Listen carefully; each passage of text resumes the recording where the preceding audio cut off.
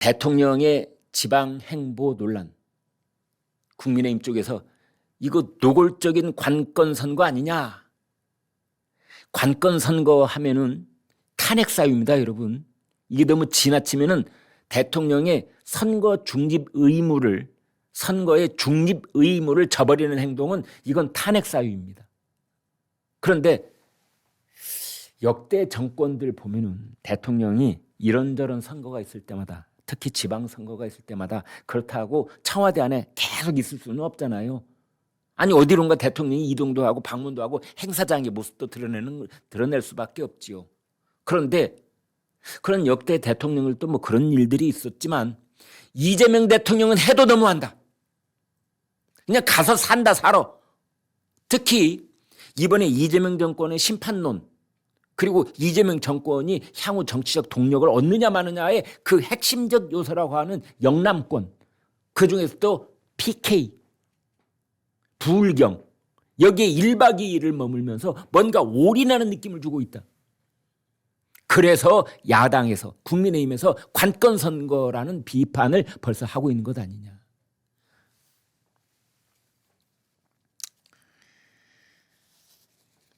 이재명 대통령이 어제 부산을 명실상부한 대한민국 해양 수도로, 동남권을 남부 해양 수도권으로 육성하겠다. 그제는 전날 그제는 경남 창원에 갔었습니다. 그래서 1박 2일을 PK 일정을 이어갔는데 국민의힘에서는 지방선거를 일주일 앞두고 노골적인 관건 선거다. 이재명 대통령은 부산 영도구 한국해양대에서 열린 바다의 날 기념식에서 국민주권 정부는 김영삼 대통령께서 꿈꾸었던 해양강국 대한민국으로의 힘찬 도약을 앞당길 것이다, 이런 말을 했습니다. 그리고 이재명 대통령하고 김혜경 여사가 민주당 상징색인 파란색 계열의 의상을 맞춰 입고 참석을 했다고 그래요. 장동혁 대표가 페이스북에 뭐라고 썼느냐? 선거가 많이 급한지 이재명은 전국 시장 투어 중이다. 어제는 서소문 사고가 발생했는데도 자갈치 시장에서 회파티를 열었다.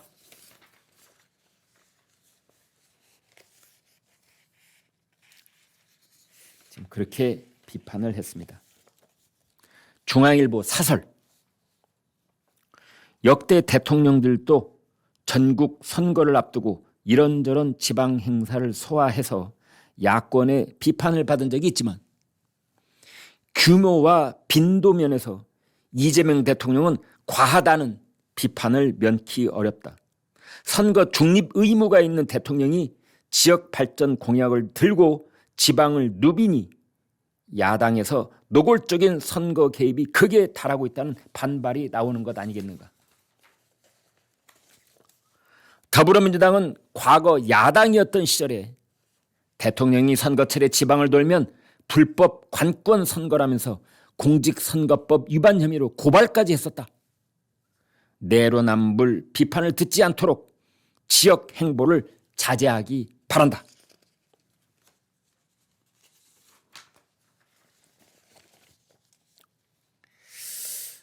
지금 특히 부산에서 말이죠. 하루 동안에 전현직 대통령이 동시에 거기에서 이런저런 행사를 벌이는 일이 있었습니다. 왼쪽에 이재명 대통령도 부산에 왔고 박근혜 대통령도 부산을 갔습니다. 한날 벌어진 일입니다.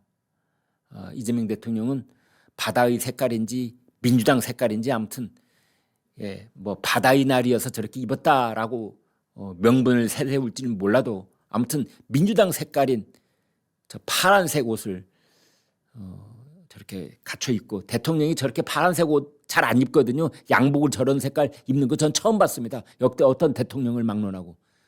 근데 이재명 대통령은 아주 노골적으로 파란색 옷을 입었군요. 박근혜 대통령은 빨간색 옷 안 입었지 않습니까?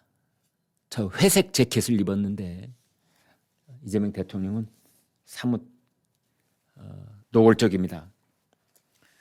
그래서 이재명 대 박근혜 전현직 대통령들이 마케팅 전쟁을 벌이는 듯하다. 대리 전쟁을 지금 치닫고 있는 거냐? 뭐 이런 분석 기사가 한 신문에 실리기도 했습니다. 아무튼 지금 부울경, PK, 부산, 울산, 경남지사 이 선거의 승패가 여기서 얼마만큼 이기고 지느냐가 결국은 전체 선거를 놓고 승리했느냐 패배했느냐 그걸 가늠하는 척도가 될 것이다. 지금 그런 상황입니다.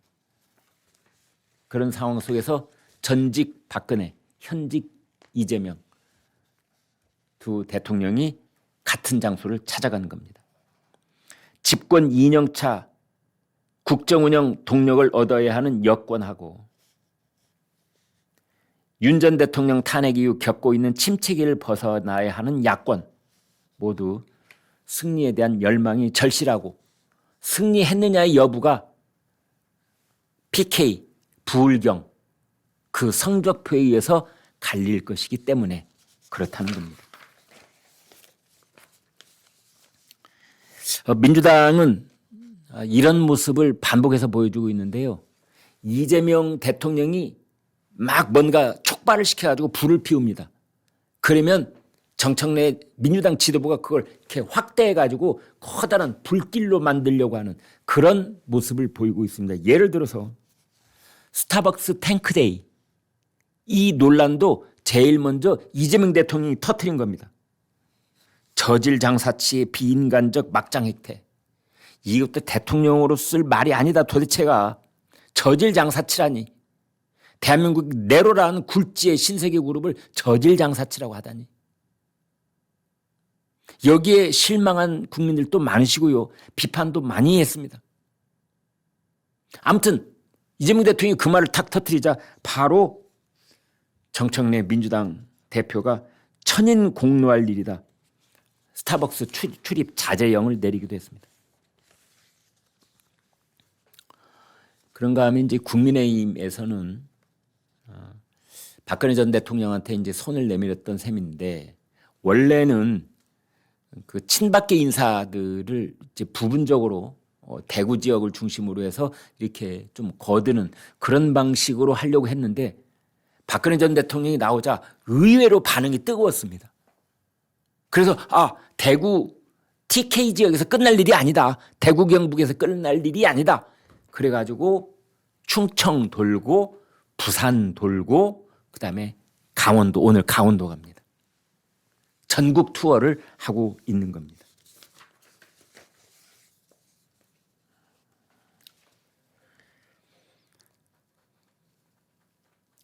윤태곤 더모아 정치 분석 실장이 이렇게 말했습니다. 강성 지지층의 지지를 받은 정청래 민주당 대표 그리고 장동혁 국민의힘 대표가 선거의 핵심 요충지에서 환영받지 못하는 현실 자체가 한국 정치의 모순적 상황을 드러내고 있다. 극한으로 치닫는 강성 당원 중심 정치의 한계가 여실히 확인된 것이다. 라고 분석을 했습니다. 조귀동 민컨설팅 전략실장은 이런 분석을 했습니다. 박근혜, 이재명 전현직 대통령이 부산에 다녀감에 따라서 일단 이 두 사람이 등판을 한 만큼 부울경 선거는 정치적 판돈이 확 커진 상황이다. 정치적 판돈이 커졌다. 거긴 국회의원 선거도 있잖아요.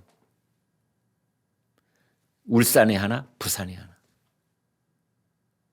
자, 그러면은 이제 선거가 5곳이라고 말할 수가 있습니다.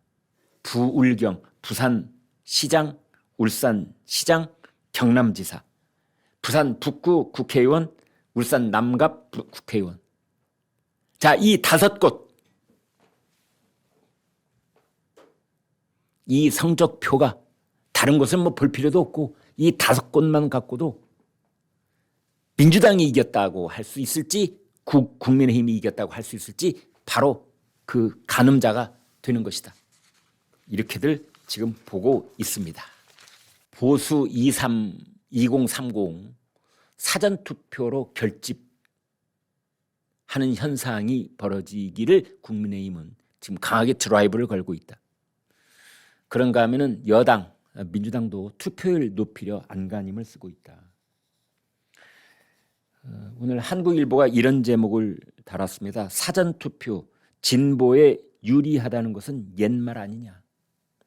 여당 야당 할 것 없이 서울 그리고 2030 투표일 제고에 올인하고 있다.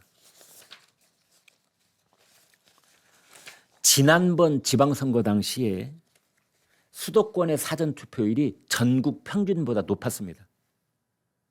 대체적으로 지방선거는 수도권의 투표율이 전국 평균보다 낮았는데요. 왜? 지방선거니까.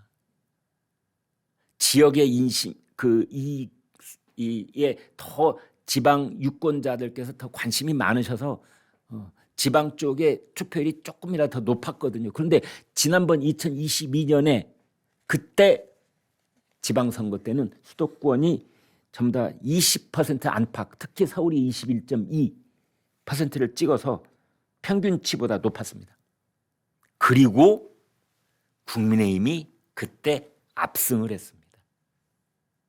그래서 이번에도 국민의힘은 상대적으로 투표 의향이 낮은 2030 세대들을 적극적으로 끌어들이려고 어떻게 투표장에 나오도록 2030 그날 이 젊은 사람들 2030 뭐 6월 3일 날 놀러 갈 계획도 세우고 뭐 난 집에서 텔레비전이나 볼래 이런 사람들도 아니야. 당신이 가지고 있는 표 하나가 나라의 운명을 바꿀 수도 있어. 우리 지역의 운명뿐만 아니라 이런 설득을 해서 2030을 어떻게든 당신의 표가 사표가 되면 안 돼. 기권표가 되면 안 돼. 어떻게든 투표장에 나와야 된다. 왜? 2030에 국민의힘 지지자가 많습니다. 서울이든 부산이든 대구든 다 비슷비슷합니다. 그런가 하면 이 민주당 쪽에서는 특히 서울은 사전 투표율이 높으면 민주당 후보에게 유리하다. 내일부터 이제 사전 투표가 있으니까 6월 3일 날 놀러 가려고 했던 2030 젊은이들은 내일이나 모레, 내일 금요일 토요일 이틀간에 와서 사전 투표들을 해라. 특히 2030 이런 호소를 국민의힘 쪽에서는 하고 있다. 이렇게 보시면 되겠습니다.